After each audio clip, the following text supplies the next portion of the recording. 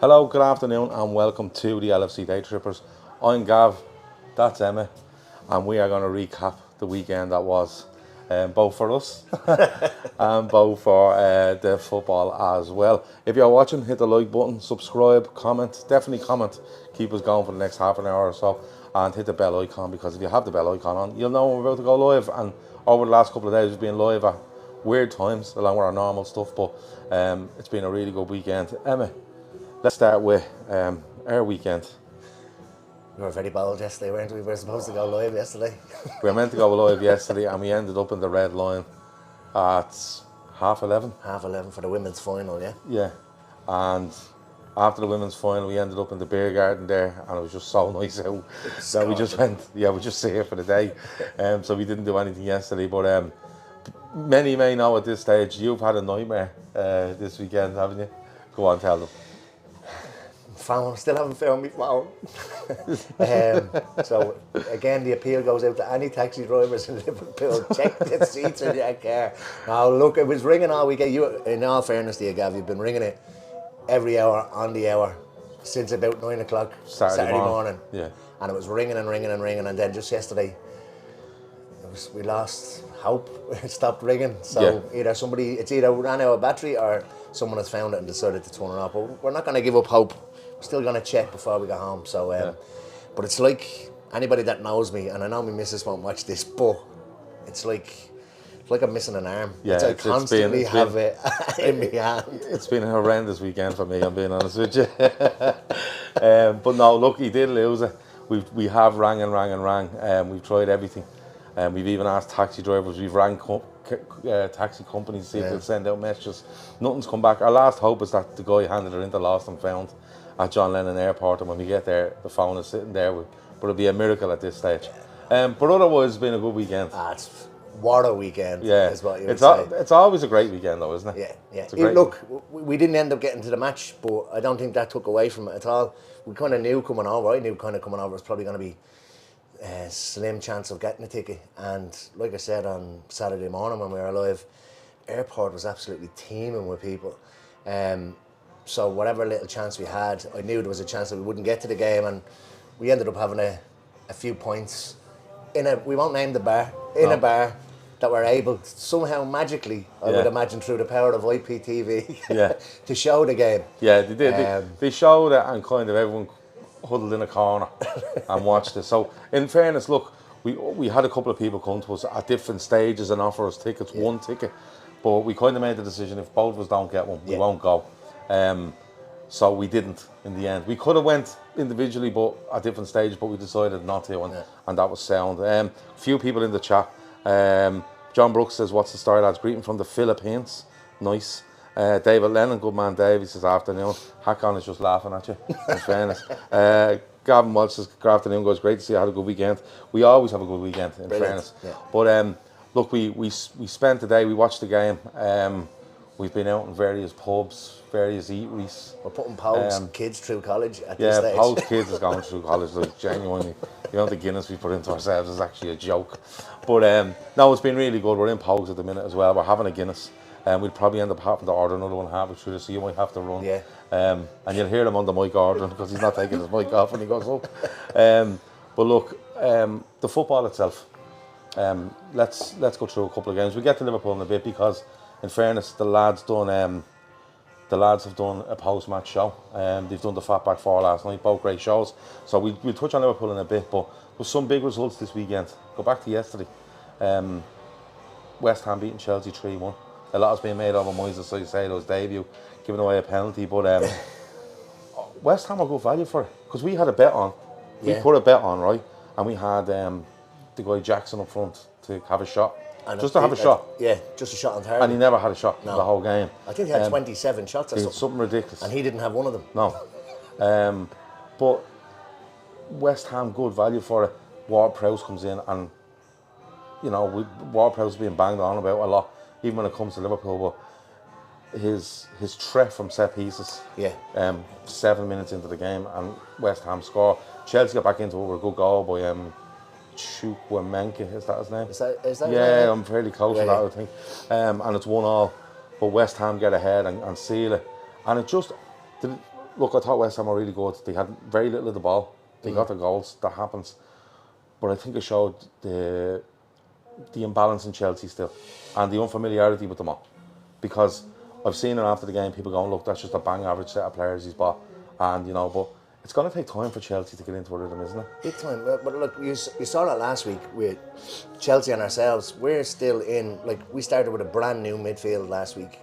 Chelsea are starting with new players and new positions. Everybody was having a go at West Ham up till a couple of weeks ago saying they haven't spent a thing. That's not necessarily a bad thing. They can still spend between here and the end of the window. Yeah, of course. But going into a game against a team that actually are still in a little bit of disarray, probably doesn't know his best 11. Yeah. It's probably the best way to go into a game like that is to have a settled team. Yeah. And I think I might be wrong in saying Ward-Prowse was probably the only player. Ward-Prowse. Man Alvarez come on later on, but yeah, it was a very settled team. Yeah, I think he might be the only new guy in there. Yeah. But they got the result, and Chelsea, for all the ball they had, they just looked like they weren't knitted right, and they were trying Sterling in different positions, Mudryk in different positions. You know, they bring off. I think they bring off with Chilwell, and they bring on Soisedo. They go 3 at the back. They do all sorts of stuff to try to get into it. But it's West Ham to go and get the win. Earlier in the day, Villa put Everton to the sword, and I'm going to be honest with you. There's a guy over here I know, Mick, big Everton fan, very honest in his assessment, and I met him last night. Went into a pub we always go into, and I said, Mick, that wasn't good today. And he said, Gav, this fella was meant to come in and make us solid. He said, we look more open than we ever have. They did look like they were going to concede every time Villa went forward. Yeah. But I mean, Villa have a lot of threat in them as well with Watkins, even John McGinn from mid. I think John McGinn got a goal, didn't he? But just bear in mind that we were watching this kind of nearly through a window at an angle, so it was tough to follow the game. But again, Villa is probably a very settled side as well. Well, a little bit unsettled with the injury to Mings, where Pau Torres has to come in a bit early probably. But Diaby is new into the team, but he's an attacking player that has the rest of them are familiar with each other. Likes of Watkins, John McGinn, you know, Bailey. You know, they haven't flooded it with new players. They're picking when to put them in. I think there's only 1 or 2 learning the system. I think if Mings had been fit, I don't think Pau Torres would have started. So he's trying to bring them in, and he changes the systems a couple of times, Unai Emery in it, but Everton just looked like out of ideas and panic. Yeah. Like complete panic everywhere. Like Digne had the left-hand side of that pitch to himself all day, swinging in balls so dangerous, and Everton looked just so poor. It's 2 games in and 2 defeats. It was a 1-0 last week, 4-0 this week. And they've Wolves next week. Now, Wolves played well at Old Trafford, but got hammered by Brighton at home, so feels a bit... But Brighton are a good side. Yeah, do you know what I mean? but that already feels like a bit of a 6-pointer. Yeah, big time. Because if Wolves go and get that 3 points, they'd have 3, Everton would have 0. It's nothing in it. Yeah. But then it's looking at, staring down the barrel, they've played 3, lost 3. And their heads will start, their heads are probably already starting to fall off. Yeah, because they've signed a striker that's injured. They signed a winger that is injured, and they have signed... And I think Calvert-Lewin went off injured. Calvert-Lewin went off injured, yeah. But then you look at, they're trying to get this guy Nonto off Leeds. There's massive problems going on there because Leeds are saying no way.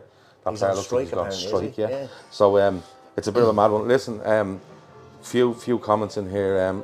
Barry Demley says fresh enough looking there. Fares those looks can be deceiving. I'm being honest with you. Ant says breaking, the LFC Daytrippers have decided against recruiting a replacement for Emmett's phone in the window, and we'll go with a house phone until the right mobile is available. A bacon light. Yeah. Limping Monkey says what a lovely couple, won't go without each other. Important day to stay hydrated, men, says David Lennon. You're still walking, Gav, says John Halloran. How do I get a job like that? Let me see.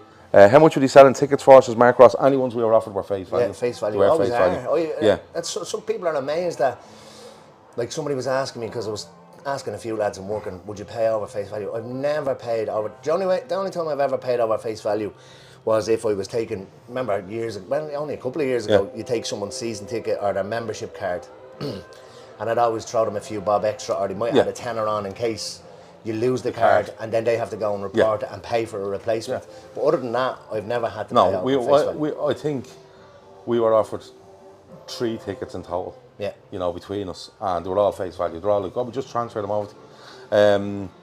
Limping Monkey says, honestly, thought Everton would be all right this season, but then I realised they still have the players who They still have players who like getting paid. And a 42-year-old Ashley Young playing at left back or something, isn't he? Yeah, and then Pickford was all over the shop. It's not even that. You're already looking at that everything going, not good enough. And does Harrison or that striker improve them enough? No, one player. Do you know what I mean? McNeil is out as well. He was that top scorer last season with 7. But I remember the first half of last season, and Everton fans were like, this McNeil fella is awful. Do you know what I mean? So it's one of those. By the way, the signal seems to be brilliant today. We haven't dropped a single frame in this one, so it seems to be. I'm okay with Pogues being the home of Liverpool, of LFC Daytrippers when we're in Liverpool. So let me see. Limpin Monkey says, Neil, Liverpool are considering a move for Manchester City midfielder Calvin Phillips, according to an Alex Crook on Twitter apparently. I think that's a mad move. But couple more of the games. Spurs beat United. Now, we watched a lot of this, and United did a much better team for me the first half. I didn't catch much of it, to be honest with you. It was more so the goals, because it was on the TV beside us, and then that decided to have a shift it. I was kind of watching it down to an end screen. But I thought United had plenty of the ball, plenty of attack and threat, and Spurs didn't really get into it till the second half. Now in fairness, they hit the bar twice in quick succession. I think they hit the bar and the post, wasn't it? In quick succession. But overall, United had much more attacking threat. There was a tackle in that game that if you're sending off Alexis McAllister, the guy has to go for the tackle on Bruno Fernandes. Where it was worse than McAllister's. It's not a red card for me, but if you're going off the McAllister one, it is. But that wasn't even a booking in the Spurs United game. No, it wasn't even looked at. No, I don't think anything happened there. But United were flattered to deceive against Wolves in their opening game, and people are saying, look, Wolves really hurt them in midfield, and should have probably won the game even though they lost it. There was a contentious penalty decision at the end of that with Onana and stuff. But once Spurs turned up the pressure there on Saturday evening and start moving the ball through midfield quickly, United seemed to be a front six for United that just went, we don't chase back. Yeah. And they were getting opened up time and time again. Anthony is never going to... Look, I don't think Anthony offers much, if I'm being perfectly honest. And this is not kind of just have a go at United. Like you just said there, they're not workhorses. And that's not to say that Salah is a workhorse or anything like that, but he'll dig in and do a bit of work. Anthony is just, to me, he's a show pony. Spinner. He hits the post as well, but he's not offering you a lot going backwards. No. And he's probably not influencing the game enough going forward. Mason Mount seems lost because he's being put in there with Casemiro. And if Mason Mount is either a wide player or a 10. Yeah, look, I've said it. And I'm not saying it because he didn't come to us, but there was other moves for him that would have suited him a lot better. Like, I think probably Arsenal would have been better off getting him rather than Havertz, if I'm being honest. Yeah, that's I think United is apparently, we all thought he was a Chelsea fan, apparently he's a United fan, but it's I don't think it was a decision made out of, it wasn't a career decision. I think it was kind of more of a heart and probably a money decision for him to go there. Yeah. Probably other moves would have suited him a lot better. We spoke about it the other day as well in terms of, on the Telegram we said, our back four versus, or starting back four versus what Manchester United's at. Like, so Manchester United's 4 centre-backs are Varane, Lindelof, Maguire, Martinez. Our choices of centre-backs absolutely piss all over that, in my eyes. Yeah, even though we'd have doubts and everybody's complaining about ours. Yeah. You have to look at United's. Yeah. And if it's a case that your forward players aren't going to help when it comes to defending from the front, they're the 4 lads that are at the back to try and kind of get you out of jail. Yeah. And you're right with Wolves. I think if Wolves had someone that could actually put the ball into the net, I think they only scored 25 goals last year. Very low. I think if they had somebody that could put the ball into the net last week. Now, I was talking to a United mate, he goes, they only had 6 shots on target. And I said, yeah, but if you have somebody that can score, they would. How many? I think they had close to 20. The most shots ever at Old Trafford. They might get 2 since or 3. 05 or something. Yeah. They probably get 2 or 3 goals. So, yeah, I think last week's result against Wolves probably papered over the cracks a little bit for Manchester United. I don't think they're, like, some people have them winning the league. I can't see it myself. Now, I will say, the unfortunate thing about watching in the pub and watching on the telly, you have to listen to Gary Neville. And Gary Neville just spent the second half kind of doing a post-mortem on Manchester United. Now, I'm nearly sure, and I could be wrong, but I'm nearly sure Gary Neville tipped Manchester United or City to win this league this year. Not 10 days ago. And all of a sudden now it's the mentality that's just embedded into United now. And Gary Neville leads this in an awful lot. Oh, they need to be back more. They need midfielders. They need a defensive midfielder. He doesn't want to play McTominay. They need someone up front. They need a defender. Harry Maguire doesn't want to go. And all of a sudden it's like, oh, look at all these things that are wrong, and the manager needs to be backed more. The manager's being backed. 100%. Right? And they've always backed all of the managers. And he made the point the other day. He said, look, the owners are probably of the opinion that we need to move a few bodies before we move a few in. And that's just logic. Do you know what I mean? You can't just keep going. Listen, just go and sign bum, and then we need to get rid of these 3 players. People will be offering you pittance. Yeah. And then you lose a lot of money, and then people go, why can't you spend again? Well, we can't keep doing this. Yeah. You know what I mean? No matter how big you are. But listen, it was like a post-mortem on United for the whole of the second half. He gave the odd bit of credit to Spurs, going, Spurs played well, but actually Spurs just played okay. Yeah. And it's not, I think it's a more mentality thing at United, and it has to go back to Ten Hag. He has to be getting those players saying, listen, you need to work. You need to work harder. And Casemiro looks, in fairness, people are saying Casemiro looks leggy, but when you have players not helping, coming back, anyone's going to look leggy. Anthony said, I'm nearly sure it was Gary Neville said, no one's beaten City or something like that. Yeah, and then City, you threw United in as well. Yeah, he threw United in as well. Gav's batteries looks to have died, said Paul Giovanni. I don't know what you mean by that. You might get a bit of buffer and everything. But look, Liverpool got the win. Waiting on McAllister. See what goes on there. And Endo gets his first game. Szoboszlai looked really good. Were you happy enough overall? Apart from the first 10 minutes where it was awful. It was a bit mayhem, wasn't it? It was like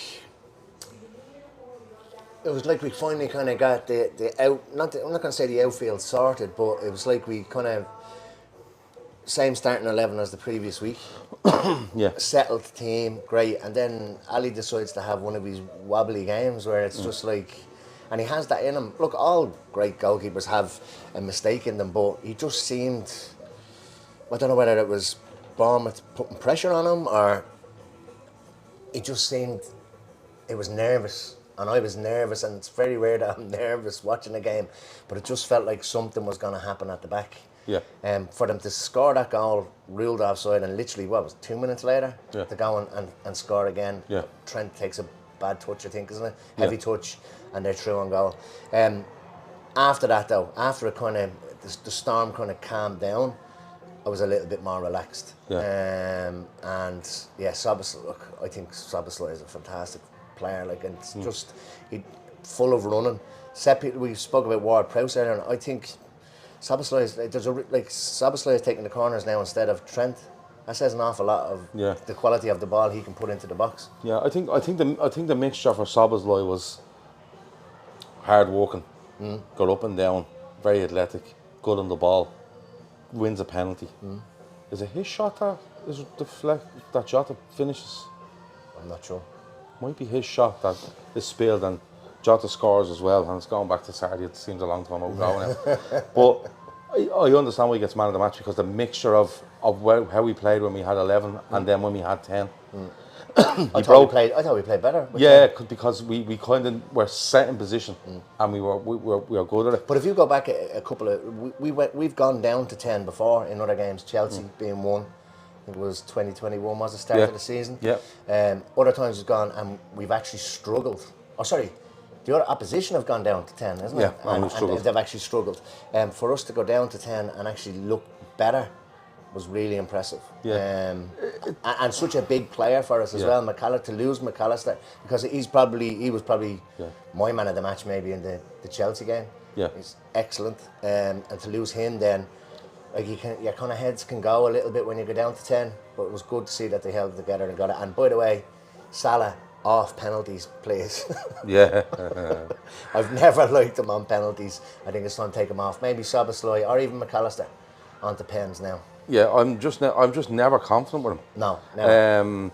Bejan Red says, yeah, it was his shot for the third goal. Someone else said that as well. Laszlo said that as well.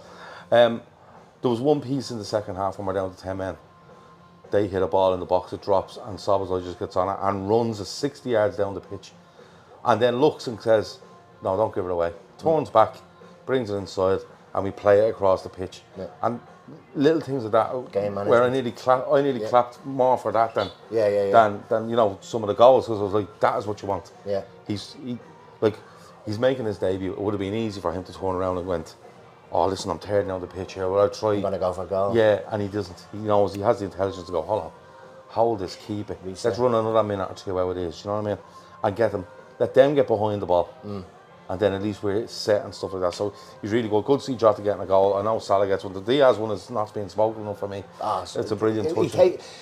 He had a shaky start as well. Because he controls it, and it was kind of slow moving, and then he kind of nearly speeds it up and takes a shot, probably quicker than the keeper expected him to take a shot. Yeah.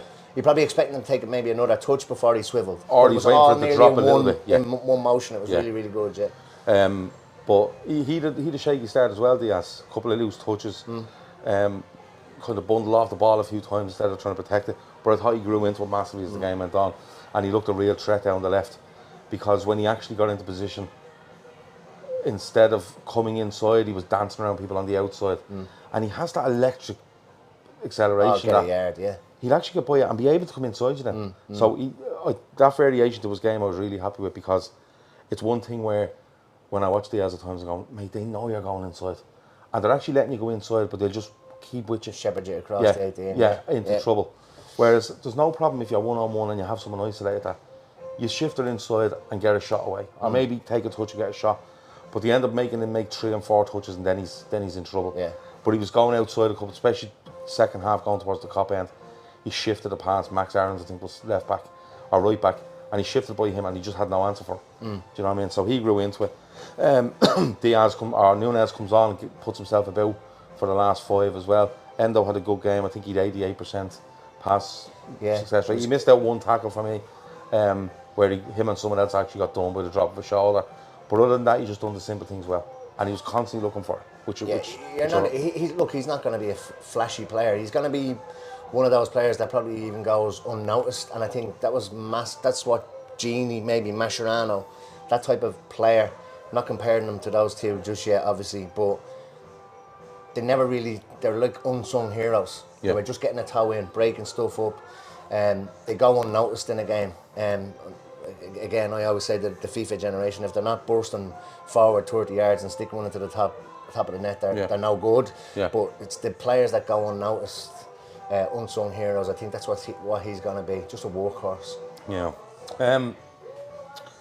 We move on. We're waiting on the McAllister stuff. Like I said, for us, it's not a red card. And any commentator I've seen on it, I said it's an absolutely ridiculous decision. My biggest thing with it is not the decision; it's the fact that VAR don't turn around and go, "Listen, that's not a red card." You know. Well, they did the same last week with the Wolves penalty. They didn't even I know. interject. I know. So, it's a weird one, but look, it's been a good weekend of football. Liverpool are away to Newcastle next Sunday, I think.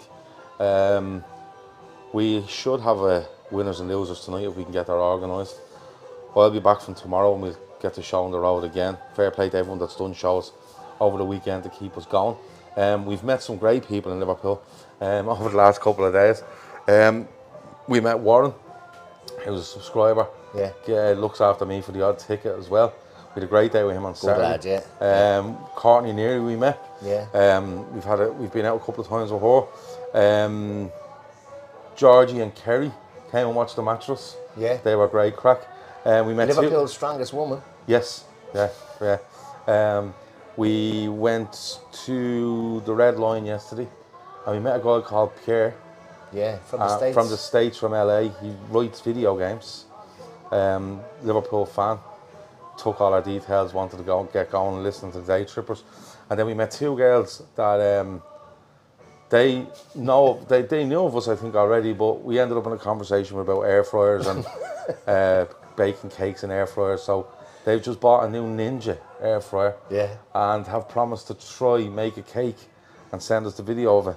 So the next random chat we have, we may have video footage of a cake appearing from an air fryer. I think that was the biggest achievement of the weekend, to be perfectly honest with you. I can't wait Getting for the someone to footage try arrive. bake a cake in an air fryer.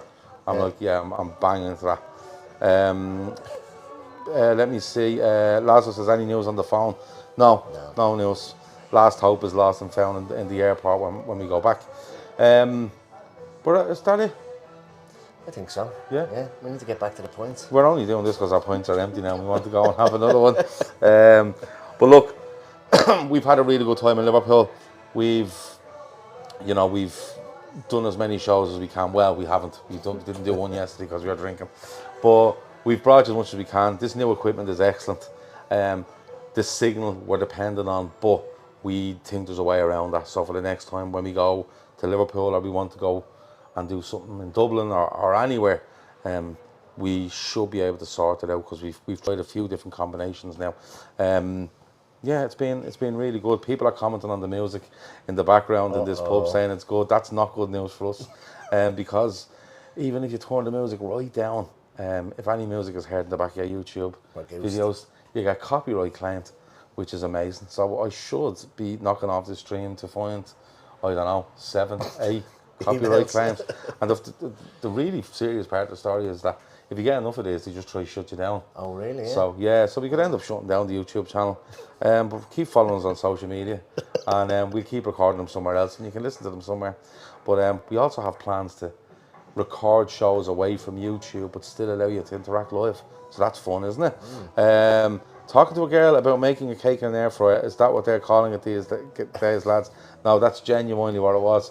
It was two girls that were only interested in each other, let's say. Yes, yeah, they were lesbians. They were a couple, so relaxed there. Lisa and Lauren, correct. And we were actually talking about the podcast and random stuff we discussed in the podcast. I brought up the cake, the air fryer thing, and they were like, we bought a new Ninja. And they were like, here, take our Instagram, and when we try to do this, we'll send you the video. And I said, well, if you send me the video, I promise to put the video on one of our shows, on one of our random chats. So yeah, so that's how it went during the weekend. I fully believe we're going to get that video as well. Oh, 100%. Yeah. Oh, 100%. 100%. At one stage, we were all nearly leaving the Red Line to go to Tesco to buy the ingredients. And that's how serious it was getting. But no, we've had a lovely time. It's Fast Authority says put a roast chicken in the air fryer yesterday. Excellent. Yeah. Excellent. Yeah. Always make sure you throw your bit of salt and pepper and your oil and stuff on it, and it'll come. It's bang on. You can do a full chicken and no problem. You're just not doing a cake. I'm not having it. But look, that has been the LFC Daytrippers. A quick chat around on this Monday about the weekend's football. Like I said, because I've been away, the podcasts haven't been out as much as being video. But when I get home, we'll probably get this one out as a podcast. Definitely the Fatback 4 and the winners and losers. So we should have 3 by tomorrow morning out and ready to listen to, if that is how you like to watch the podcast or listen to them. Anything else before we go? No. Don't make an appeal for your phone again. No, I'm not. No, it's all right. I'm practically giving up hope now. I'm going to book an appointment Thank with God. Vodafone tomorrow. He's replaced hope with ailments. So it's like I'm sweating, I've pins and needles, my anxiety. And I was like, he was like, my anxiety's off the charts. And I was like, you don't, what, over what? You haven't taken a sup out, you have Pint yet. My anxiety's gone through the roof. So, he's just replaced all hope with just ailments now. Yeah. So the realisation that look, I'm going home, it's back to the real world, and I've no fucking phone. Yeah. So, yeah. We'll get it sorted, don't worry. Yeah, so there we go. People are quoting the names of the songs, or the quote things of songs. So we're in trouble after this, let's be honest about it. We, in fairness, Pogues have toned down the music in the area we're in, and they've toned it down a bit in the main area, but like, this is how ridiculous it gets. It's just so quiet. You can't do anything. Like, if we were out on the street doing this and a car drove by playing a song through their radio, we'd get done for copyright. So what can we do unless we sit in a completely silent room? And that'd be boring. So let's see how we get on. Let's see how many copyright claims we have, and hopefully they don't they don't close us down. But that's life. Have to buy all the equipment. Yeah, we just have to make videos and send them to each other on WhatsApp. Right. Right. I won't get them, I've no phone. Yeah, you've no phone. I'll send them to your sister's Send me phone. email. Emmet getting his phone back the minute we announced Højbjerg. That's the dream, says Ant. Neither of them things are happening now at this stage. Has Gav decided to stay in Liverpool? No, home today. Home on the flight this evening. So we're going to have a couple more points, bit of food, try find somewhere to get your boarding pass printed off, and then off to the airport and back to normal tomorrow. Talk to you in a bit. Over and out.